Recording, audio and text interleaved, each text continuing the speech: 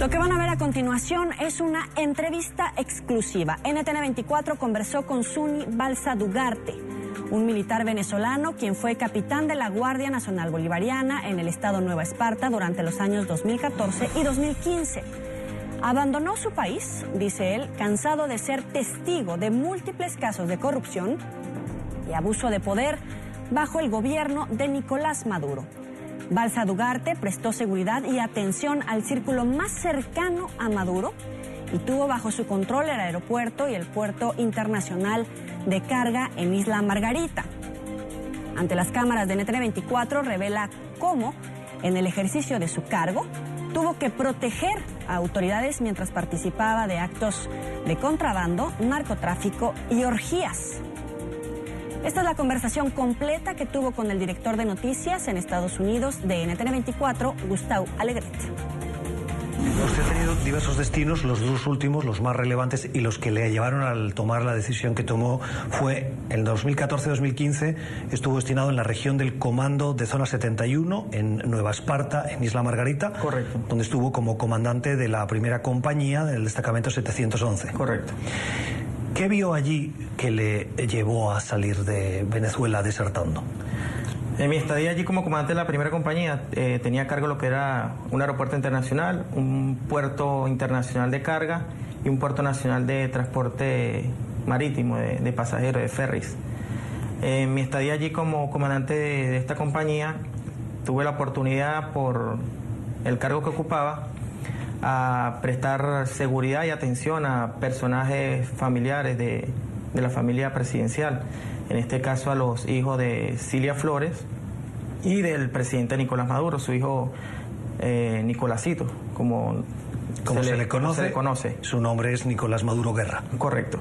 ¿Qué tipo de actividades llevaban a cabo estas personas? Ya cuando rayas en lo que es la inmoralidad, desde el punto de vista que como comandante de una unidad tienes que prestarte para brindar ciertos beneficios, ciertas atenciones en cuanto a estadía, logística, proporcionar ciertos actos de diversión, búsqueda de prostitutas para el goce y disfrute de estas personas, y muchas veces hasta presenciar hechos ilícitos que se llevaban a cabo allí en el aeropuerto Internacional Santiago Mariño de esta entidad de Nueva Esparta. Vayamos por partes. Usted dice que Nicolás Maduro Guerra visitaba con frecuencia Isla Margarita. Correcto. En esas visitas, cuando hablamos de frecuencia, estamos hablando de ¿cada cuánto? Cada 15 días, 21 días, fines de semana largos. Él llegaba a Isla Margarita acompañado de un equipo de seguridad propio y usted, como comandante de la primera compañía, tenía que brindarle además seguridad y logística. Correcto. Y en esas visitas, ¿dónde se alojaba el hijo del presidente? Los alojamientos se llevaban a cabo en un sector que es denominado los Ranchos de Chana. Estos son casas de playa privadas, las cuales gozan de un gran lujo, inaccesible para una persona normal, común y corriente, ya que los pagos por noche son en dólares, las cuales oscilan a partir de $1.500, $2.000 por noche. Por persona. Correcto. Era allí donde la comitiva era dirigida y era llevada hasta estos lugares para que pernotaran y disfrutaran o pasaran allí el fin de semana.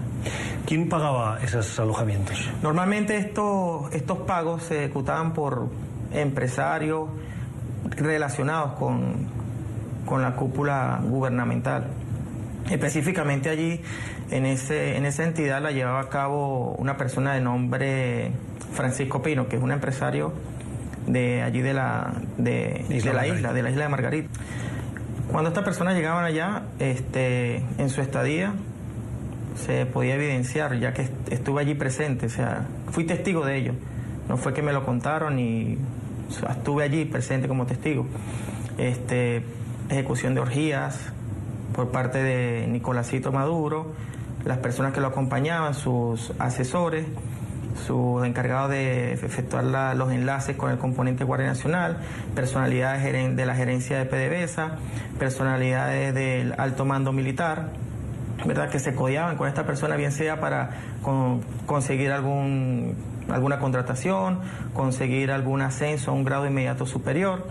Y bueno, se llevaba a cabo durante todos estos días ingesta de bebidas alcohólicas, ingesta de sustancias estupefacientes, ejecución de orgías, 15, 12, NX cantidad de mujeres allí a disposición durante la noche, que eran buscadas en un prostíbulo muy conocido de la entidad, y llevados allá y reemplazadas al día siguiente. ¿Quién más participaba en esas actividades? Bueno, como te lo acabo de decir un momento, personas de la gerencia de PDVSA, generales de diferentes componentes que estuvieran de turno para acompañarlo en cada visita, y sus asesores o su círculo de amigos. Entre eso podemos destacar a Vladimir Nava, que era uno de sus asesores de operaciones, que era quien hacía los enlaces con los componentes a los lugares donde llegaba. Un teniente hermano de Vladimir Nava, que es de nombre Willy Nava. ¿Durante cuánto tiempo se llevaron a cabo estas actividades? Bueno, imagínate, yo estuve allí casi 2 años en la isla de Margarita. Durante todo mi periodo, pues se llevaron a cabo en muchas oportunidades este tipo de actividades. Usted ha mencionado a algunos asesores del hijo de Nicolás Maduro, del actual presidente. ¿Hay algún otro alto cargo del gobierno venezolano que tuviera alguna relación con ese tipo de actividades en Isla Margarita durante su estadía? Hablándote notoriamente, Nicolásito con su círculo de amigos, asesores y personalidades que lo acompañaran para el momento. ¿De qué tipo de personalidades hablamos? Generales del ejército, generales de la guardia, dirigentes, gerentes empresariales de PDVSA. ¿Alguien más del entorno de la cúpula de lo que se conoce como el madurismo? Por separado, los hijos de la primera combatiente, de Cilia Flores. Que también realizaban actividades de este mismo tenor. Del mismo tipo, pero por separado. Y de las cuales usted fue también testigo. Sí, nunca se veía en una liga, Nicolásito con los hijos, es totalmente por separado. Son totalmente ajenos a sus visitas cada Cuando quien. usted prestaba ese servicio de seguridad, ¿estaba presente en el momento de ese tipo de fiestas?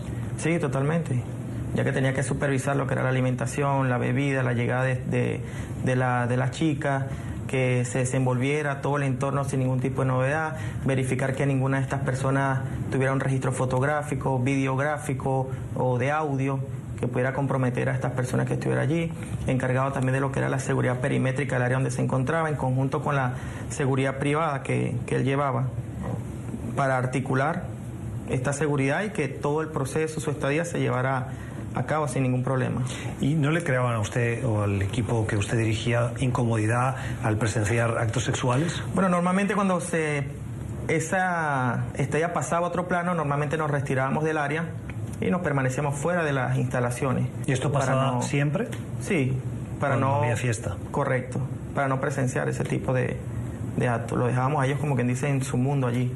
En su destino en Nueva Esparta, usted estaba como responsable del Aeropuerto Internacional Santiago Mariño, del Puerto Internacional Guamaché, de la Terminal Nacional de Ferries Punta de Piedra. ¿Qué más vio en estos destinos de puertos de entrada y salida que le llevaran a tomar la decisión de desertar?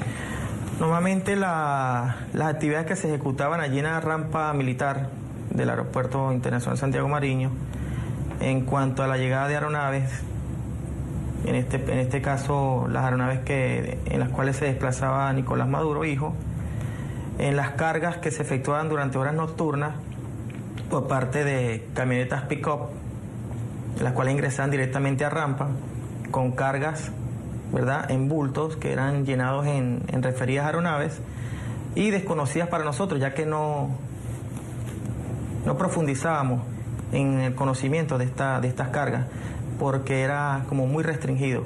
Aparte que no gozaban de ningún tipo de control aeroportuario, control de narcóticos, revisión, de ningún tipo, ya que era directo este tipo de carga. ¿De quiénes eran los aviones? ¿De quién tiene la propiedad de esas aeronaves? PDVSA, son aeronaves jet privados de PDVSA. ¿La carga llegaba en camionetas pick-up? Sí, correcto. ¿Y entraban directamente por la rampa militar? Correcto. ¿No por el área civil? No, por la rampa militar. ¿Y entraban al lado de la aeronave? y quién descargaba esos bultos y los cargaba en la aeronave. Las personas que llegaban en dichas pick-up eran las que efectuaban la carga, y muchas veces el mismo personal de tropa que estaba en la atención de su visita participaba en la carga de este tipo de material que ingresaba a las aeronaves. Por razones de seguridad, por inteligencia militar, es normal, se puede producir escenarios en los que lleguen camionetas con material o documentos o información que no pasen por la seguridad habitual para entrar en aeronaves. La normativa aeronáutica a nivel nacional y lo que es el control de narcóticos reza que toda aeronave que vaya a partir o vaya a hacer uso de una rampa en el territorio nacional debe ser sometida a revisión, indiferentemente sea del área civil o sea del área militar. Esto para garantizar la seguridad como tal. ¿Ustedes no hacían esas revisiones? ¿Por qué no las hacían? Recuérdate que uno está ocupando un cargo y está tratando con personas directamente al presidente. Efectuar una revisión de este punto de vista, o de repente meter un freno y solicitar, revisar qué es lo que se está ingresando, o solicitar una revisión de la aeronave, te puede acarrear un problema en tu carrera, un problema en tu estabilidad laboral, digamos así. Puedes correr en riesgo la ocupación del cargo que para ese momento desempeñe. Y por la premura de cohibir, nos cohibíamos de efectuar estas revisiones. ¿Usted podría identificar o mencionar algunas de las personas que estaban involucradas en la llegada de ese material o la salida de esos aviones? Bueno, recuerda que desconocíamos quién eran estas personas que llegaban en las pick-up a efectuar la carga, y las que se relacionan son las personas que estaban de visita. Nicolás Maduro, hijo, con la comitiva o el personal que lo acompañaba, ya que la aeronave que era encargada era la aeronave donde él se desplazaba. O sea, estas aeronaves de PDVSA eran utilizadas por el hijo del presidente de Venezuela para transportar sustancias o materiales que no pasaban ningún tipo de seguridad y que llegaban en pickups por personas no identificadas, que entraban en la aeronave y partían sin ningún tipo de registro. Sí, porque tampoco teníamos conocimiento de los planes de vuelo. ¿A dónde podían ir esas aeronaves? Normalmente acá, por el poco conocimiento que uno logra por su pericia profesional, por la autonomía de vuelo que puede tener una aeronave de esto, presumimos que puedan ser islas del Caribe: Martinica, Grenada, Barbados, Trinidad y Tobago, República Dominicana. Es lo que presumimos que puede ser el destino de esta aeronave. ¿Qué cree usted que eran esos paquetes que llegaban en pickups y salían por avión? Sencillamente no te puedo dar una certeza de que, pero presumimos que era algo ilícito, ya que no lo sometían a un control o a una revisión. ¿Por el tipo de paquetes podríamos hablar, por ejemplo, de cocaína? Se puede decir, correcto. Por el tipo de embalaje, por el tipo de unidad que se ingresaba a la aeronave. ¿Con qué frecuencia pasaba esto en su tiempo? Cada visita.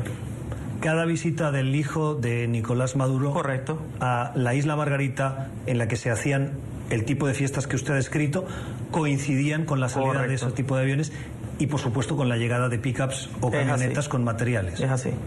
Y eso pasaba cada 15 o 20 días. Correcto. Durante 2 años seguidos. Correcto. Que fue el tiempo en el que usted estuvo en ese destino. Correcto.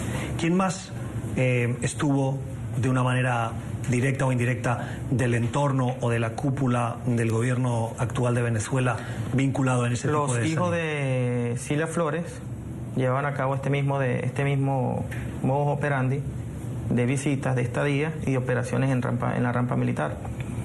Igualmente el actual vicepresidente Tarek El Aissami, el cual también efectuaba, no le prestábamos la misma atención o la misma seguridad, ya que él era más reservado, pero igualmente efectuaba este tipo de acciones con jet privado de su propiedad en referida a rampa militar. O sea que los aviones que utilizaba, a su juicio, por lo que nos está contando el actual vicepresidente de Venezuela, eran aviones del mismo Tarek El Aissami, sí, correcto, que él cargaba de la misma manera por la misma rampa militar, sí, y con apoyo de la Guardia Nacional, por instrucciones de él, paquetes, correcto, que llegaban sin ningún tipo de seguridad. Correcto. ¿Y las aeronaves eran similares a las de PDVSA? Sí, es el mismo tipo, siempre Citation, Falcon 900, es el tipo de aeronave con las que operan. ¿Usted vio al vicepresidente Tarek El Aissami participar en la recepción de esas pickups y montarse en las aeronaves? No, recuerda que él trabajaba aparte, pero sí teníamos conocimiento ya que yo era el comandante del aeropuerto, las llegadas y las salidas, y la presencia de él allí en Margarita. Cuando el vicepresidente llegaba, ¿cómo le avisaban a usted? Automáticamente los sargentos que laboran en el aeropuerto informan la llegada de la personalidad. Y la información incluye el nombre y el cargo. Sí, correcto. ¿Y en esos casos se activa algún protocolo extraordinario?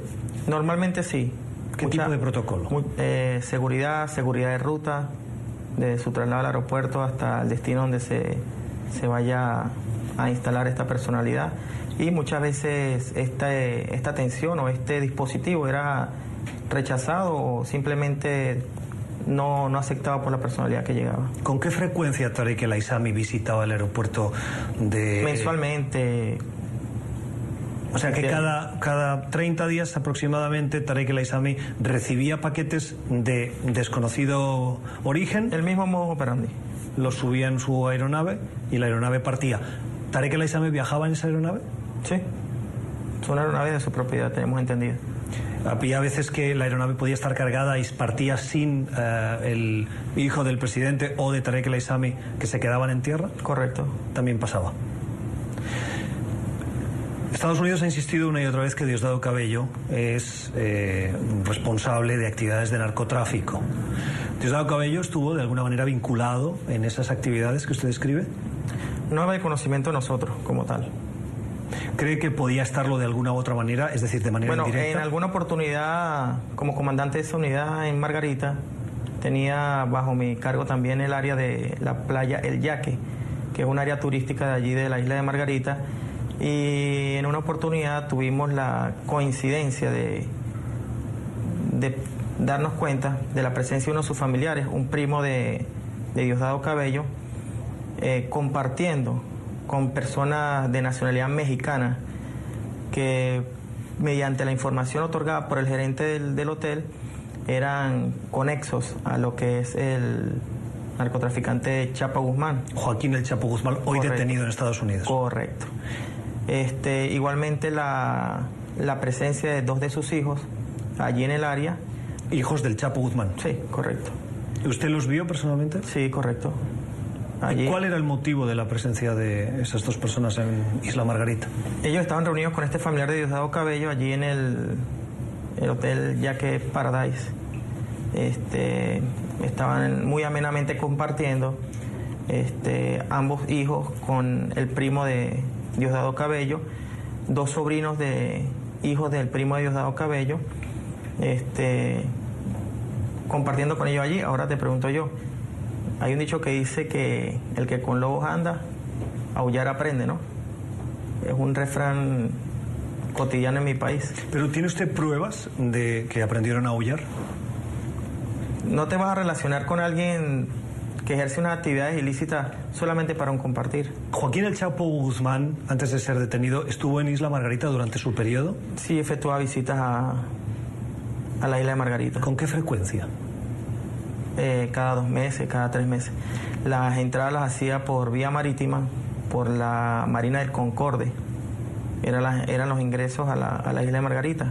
Y normalmente su estadía era allí en el área del Yaque, ya que tiene viviendas propiedad de ellos allá en esa área. Hay quienes dicen que Venezuela hoy es un narcoestado. ¿Usted compartiría esa definición? Sí, totalmente. ¿Por qué? Mi experiencia en materia de narcotráfico no data desde mi estadía en Margarita. En el 2008 tuve la oportunidad de ser asignado a la primera compañía para esa época el destacamento 53 del Comando Regional número 5. Y allí, cuando tú operas como oficial en esa terminal aérea, te puedes dar cuenta cómo las incautaciones a diario que tú generas y los alijos que tú descubres en maletas, en pasajeros, en aeronaves privadas, comerciales, eso te da a ti un patrón o un promedio de ver cómo Venezuela no solamente es usado como un puente, sino que es usado por el gobierno para ejecutar estas acciones, porque ya cuando tú no sientas un precedente desde el punto de vista disciplinario, desde el punto de vista de corrección, ¿verdad? Tú puedes deducir, no hay que ser un erudito para darse cuenta de esto. ¿El presidente Nicolás Maduro es conocedor de todas estas actividades ilícitas? Totalmente. ¿Por qué? ¿Qué acción contundente ha generado el presidente en contra de todos estos actos? Ninguno. ¿Qué medida disciplinaria o correctivo ha impuesto a las cabezas de estos comandos, a los dirigentes o líderes de estos comandos, de estas instituciones? ¿Está corrompido el ejército venezolano por cuestiones de narcotráfico? Sí. ¿Todo? No digamos que todo. La Fuerza Armada Nacional tiene muchos oficiales buenos, muchos oficiales con criterio, honestos, que no incurren en estas actividades ilícitas, pero que no tienen ninguna acción que pueda denunciar, que pueda combatir este tipo de actividades, ya que cualquier oficial, cualquier integrante de la Fuerza Armada que levante su voz o que dé un punto de vista o una opinión distinta a las directrices del gobierno, automáticamente es catalogado como un objetivo del gobierno para ser puesto tras las rejas, ser privado de su libertad. ¿El anterior presidente de Venezuela, Hugo Chávez, era conocedor de este tipo de actividades? También. El presidente, y más Chávez, que Chávez era un presidente que controlaba absolutamente todo y gozaba de un grado mayor de lealtad por parte de todos los que ocupan su cúpula gubernamental. Mucho más aún, Chávez. Se ha declarado en rebeldía un capitán que se llama Juan Carlos Caguaripano. ¿Le conoce? Sí. Juan Carlos Caguaripano Scott. Tuve la oportunidad de conocer en el año 2004, cuando era aún alférez, estudiante de la FOFAC, de la Academia Militar de la Guardia, en la ciudad de Puerto Ordaz. El gobierno dice que lo que ha llevado a cabo en esta acción militar o este incidente militar en la base de Valencia es una acción terrorista. No lo considero terrorista porque si hubiese sido terrorista, hubiese asesinado a todos los soldados o hubiese asesinado a gran número de los que estaban allí dentro de ese cuartel. Lo que él efectuó allí fue una toma de un objetivo con el menor número de bajas posibles para el personal que operaba en ese batallón. Para nosotros, desde el punto de vista, digamos, los revolucionarios, porque somos revolucionarios en contra de este régimen, es un logro, es un éxito.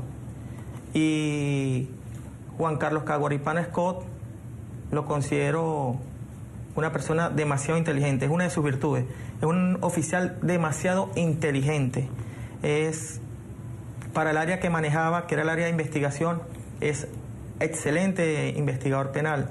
De hecho, en su estadía en el Comando Antiextorsión y Secuestro en el año 2004, muchas veces refutaba acciones del comandante de esa unidad, que para la época era el teniente coronel Levane Márquez, hoy en día general de división.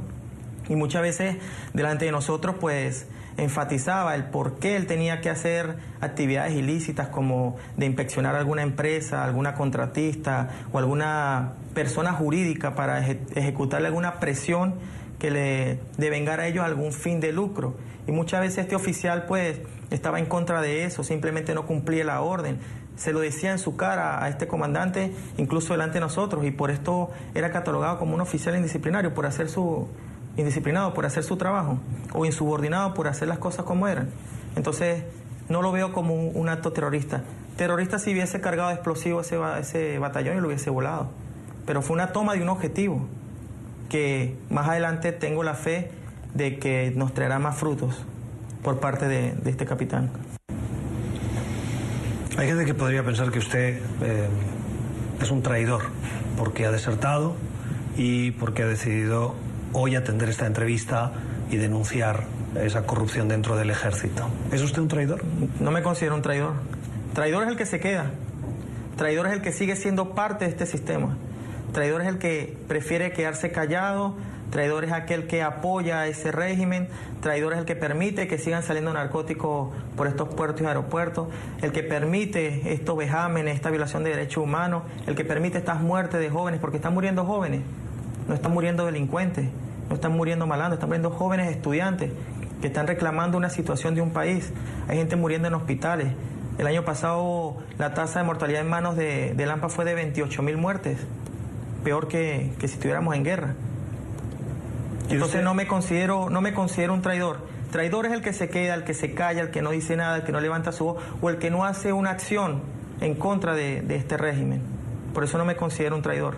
Prefiero no seguir siendo parte de este sistema.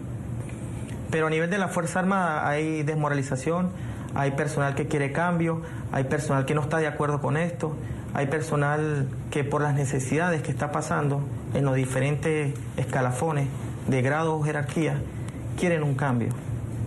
¿Quiere usted volver a Venezuela? Como militar, sí. A seguir haciendo mi trabajo, a seguir luchando por un país, combatiendo el narcotráfico, combatiendo la corrupción, combatiendo la delincuencia. Que el pueblo abra los ojos, que el pueblo se dé cuenta de cuál es el plano gubernamental, de qué es lo que ejecuta el gobierno, de qué es el doble discurso, de su doble moral. Que ellos al pueblo le expresan una cosa de color de rosa cuando de verdad está color de hormiga, ¿verdad? Capitán Zuni Balsa, gracias por haber estado en NTN 24. Para mí es un placer haber estado acá con usted. Muchísimas gracias.